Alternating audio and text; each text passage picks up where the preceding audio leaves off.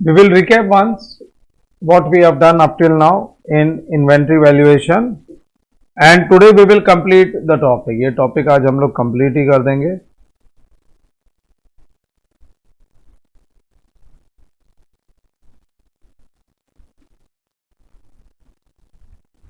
Last lecture में भी हमने काफी सारे क्वेश्चंस कवर किए but today we are going to complete. Now AS2 valuation of inventory. सबसे पहले ये अकाउंटिंग स्टैंडर्ड मैंडेटरी है. This accounting standard is mandatory for all enterprises whether corporate और नॉन कॉर्पोरेट. और तुम्हारे साथ मैंने इंट्रोडक्शन टू AS किया है. So you know very well all enterprise का मतलब होता है कॉर्पोरेट्स में SMC, नॉन SMC और नॉन कॉर्पोरेट्स में level 1, level 2, level 3 and level 4 enterprises. सबके लिए मैंडेटरी है. ये स्टैंडर्ड का ऑब्जेक्टिव है, तीन चीज का हमको नॉलेज आ जाएगा ये स्टैंडर्ड करके. ऑब्जेक्टिव है to learn how to calculate the cost of inventory. Number 2 to learn how to calculate the NRV for inventory. And there is a difference between NRV and fair value. Fair value market बताता है, NRV trader businessman price tag लगाता है. और ये दोनों calculate होने के बाद में हमको वो डिसाइड करना है कौन सी वैल्यू बैलेंस शीट में रखनी है जब तक ये स्टॉक बिकता नहीं है और हम उसको सेल्स रिकॉग्नाइज नहीं करते हैं. उसके बाद डेफिनेशन में है इन्वेंट्री मींस एसेट. और एसेट को कल एक और नए तरीके से मैंने डिफाइन किया है. एसेट वो होता है, it is nothing but expenses that gives future economic benefits. उसको भी एसेट बोलते हैं. और इन लास्ट क्लास मैंने एसेट को कैसे बताया था, टेंजेबल ऑब्जेक्ट्स और intangible rights which gives probable economic future benefits is known as asset. अरे टेंजेबल तो ऑब्जेक्ट्स होता है विच कैन बी सीन और इंटेंजेबल राइट्स होते हैं. सो टेंजेबल ऑब्जेक्ट्स और इंटेंजेबल राइट्स जो हमको प्रोबेबल का मतलब होता है श्योर. प्रोबेबल का यहाँ पे प्रोबेबिलिटी का मतलब होता है श्योर, जिसमें पोटेंशियल है इकोनॉमिक बेनिफिट्स देने का और वो हमको श्योर इकोनॉमिक बेनिफिट्स देता है. अपने को श्योर इकोनॉमिक बेनिफिट्स देता है तो उसको हम लोग बोलते हैं probable. That gives probable future economic benefits. उसको हम लोग क्या बोलते हैं, that we call it as asset. हाँ, सो इन्वेंट्री भी एसेट है लेकिन तीन टाइप के asset. Held for sale in ordinary course of business, that is finished goods. Number 2 is held in process of production, that is WIP goods. और third held for consumption, that is raw materials and supplies. ठीक है ना. Now AS2 चार cases में applicable नहीं है. इसमें दो केसेस तो इसलिए एप्लीकेबल नहीं है क्योंकि उनका वैल्यूएशन कॉस्ट और फेयर वैल्यू पे होता है, इसलिए एप्लीकेबल नहीं है. और हमको यहाँ पे NRV चाहिए. जैसे पहले वाला है, अगर stock of shares, debentures, bonds ये सब अगर अपने पास पड़ा है तो इन पे एप्लीकेबल इसलिए नहीं है क्योंकि उनकी वैल्यूएशन कॉस्ट और फेयर वैल्यू पे होती है, NRV पे नहीं होती है. So financial instruments held as stock in trade, example stock of shares, debentures. वैसे इस पे AS13 अप्लाई होता है. और फोर्थ है producers inventories like agriculture produce, forest products, mineral oils, ores, gases, livestock. ये सब AS2 कवर नहीं करता है because such inventories are valued at fair value. ये फेयर वैल्यूएशन पे वैल्यू होता है. और दो आइटम्स है कंस्ट्रक्शन वर्क इन प्रोग्रेस. क्यों नहीं एप्लीकेबल है इस पे, बिकॉज इसके लिए AS7 है, एक स्टैंडर्ड है, वो डील कर लेगा. और work in progress in ordinary course of business by service providers, इनके लिए क्या है ना, incomplete service provided by CA, then medical service in progress, इनके लिए हमारे पास AS9 है तो वो स्टैंडर्ड इससे डील कर लेगा. Valuation of finish goods and WIP, ये भी मैंने समझाया था. Valuation of finish goods and WIP में इसका वैल्यूएशन कैसे होगा, कॉस्ट और NRV which ever is lower. देखो ना, वैल्यूएशन रूल क्या लिखा हुआ है, कॉस्ट और NRV which ever is lower. तो हमको कॉस्ट कैलकुलेट करना है, हमको NRV कैलकुलेट करनी है और दोनों में से जो लोअर है वो वैल्यू हमको बैलेंस शीट में प्रेजेंट करना है. तो अब हमको कॉस्ट कैलकुलेट करना पड़ेगा, NRV भी सीखना पड़ेगा. तो यहां पे मैंने कॉस्ट और NRV सब कैलकुलेट करने को सिखाया तुम लोगों को. कॉस्ट या तो तुम कैलकुलेट कर सकते हो और it can be identified using standard cost method. क्या बोला मैंने, cost can be either calculated or it can be identified using standard cost method. अगर तुम कॉस्ट को कैलकुलेट करोगे तो कैसे कैलकुलेट करोगे? सो कॉस्ट को कैलकुलेट करने का तरीका बताया मैंने, हाउ टू कैलकुलेट कॉस्ट। हम कॉस्ट शीट बनाएंगे, और कॉस्ट शीट भी कितनी, खाली फैक्ट्री कॉस्ट तक की कॉस्ट शीट बनाएंगे हम लोग। अपने कॉस्ट शीट में होगा डायरेक्ट मटेरियल कंज्यूम, और उसके बाद में मैंने क्या लिखा है, डायरेक्ट मटेरियल कंज्यूम के बाद में what I have written, plus cost of conversion, plus cost of conversion.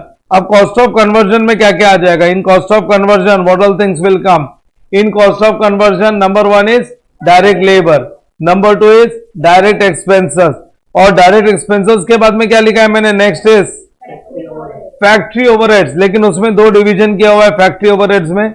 Number one, पहला डिवीजन क्या है, variable overheads, and number two is fixed overheads, variable and fixed overheads.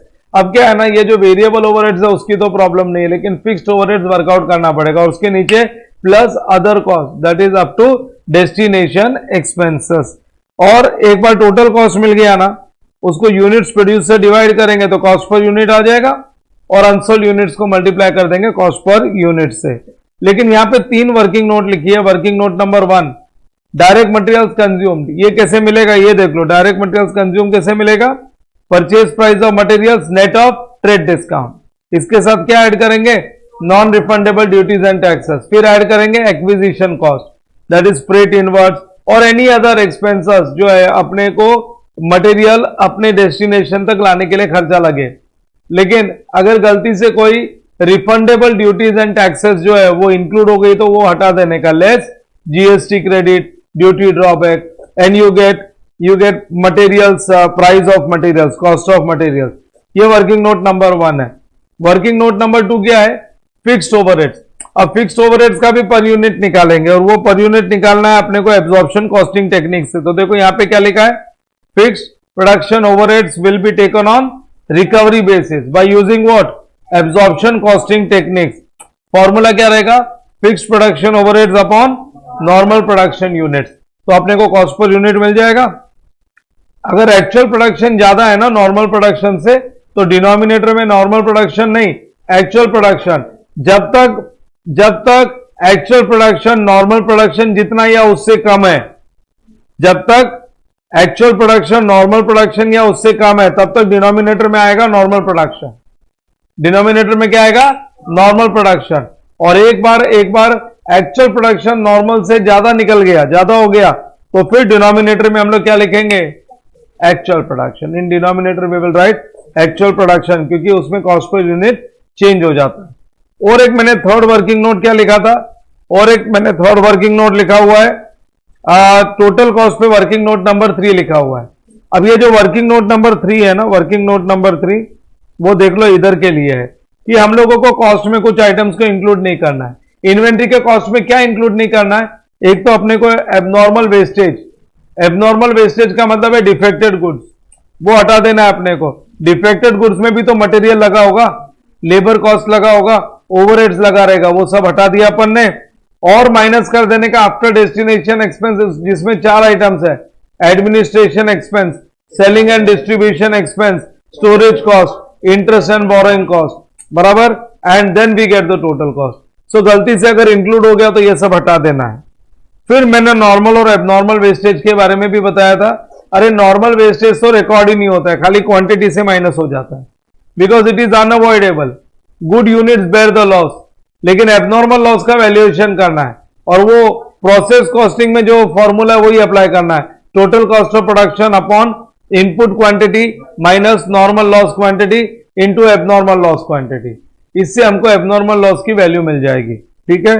फिर उसके बाद में मैंने एनआरवी कैलकुलेट करने सिखाया था। एनआरवी में भी 2 कैलकुलेशन है, एक तो फिनिश गुड्स का एनआरवी और दूसरा सेमी फिनिश गुड्स का। फिनिश गुड्स का कैसे मिलेगा, expected selling price in ordinary course of business minus expected selling expenses, we get NRV of finish goods. लेकिन सेमी फिनिश गुड्स में एक और पॉइंट आ जाता है, expected selling price in ordinary course of business minus expected cost of completion minus expected selling expenses, and then we get NRV of semi finish goods. फिर raw materials का valuation सिखाया था। अरे जब तक हो सके रॉ मटेरियल्स को हमको रखना है कॉस्ट पे, लेकिन अगर रॉ मटेरियल जो फिनिश गुड्स में रॉ मटेरियल इनकॉर्पोरेट करने वाले हैं ना, अगर वो फिनिश गुड्स की selling price below original cost price हो जाए ना, तो जाके चेक करना रॉ मटेरियल्स की वैल्यू भी गिर गई होगी। तो वो केस में रॉ मटेरियल्स को वैल्यू करना है अपने को रिप्लेसमेंट कॉस्ट पे। तो मैंने 2 पॉइंट दिया हुआ है, if finish goods in which, read करोगे क्या लिखा है, finish goods in which raw materials and supplies are incorporated is expected to be sold at cost or above cost, then raw materials and supplies are valued at cost. Then if finished goods in which raw materials and supplies are incorporated is expected to be sold below the cost price, then raw materials and supplies are valued at, अब वो case में जाके check करना raw materials की भी value कम हो गई होगी। फिर कॉस्ट फॉर्मूला एंड डिस्क्लोजर देख लो, स्टैंडर्ड रिवीजन में जरा भी टाइम नहीं लगेगा। क्या लिखा है कॉस्ट फॉर्मूला में, if stock in hand is unique and not similar, then we use specific identification method for stock valuation। Question 5 करवाया इस पे, एबीसी करके 3 प्रोडक्ट्स थे। फिर if stock in hand is not unique, that is similar है, not unique का मतलब है जनरल, that is similar।